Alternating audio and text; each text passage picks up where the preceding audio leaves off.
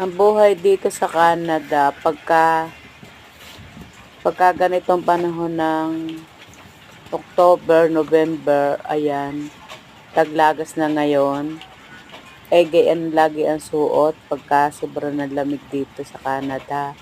Nakasapatos, bago ka makaalis ng bahay, nakasapatos, nakapantalon, na may foam sa loob, pati yung jacket may foam sa loob, may bonnet, kumpleto. Ay, ang pagkakaiba sa Pilipinas ay sa Pilipinas pwede ka naka-short lang kahit umuulan. Dito, konti lang ulan, tinan mo, ngayon lang umulan ng konti lang, ambon lang yan. Sobrang lamig na. Ay, lalo pa kaya pag ang snow hanggang dyan. Pag kasi nag-i-snow na, puno yung terrace na yan. Hindi ka makadaan. Kaya, hello guys, ayan ang pagkakaiba sa Pilipinas at saka sa Canada. So,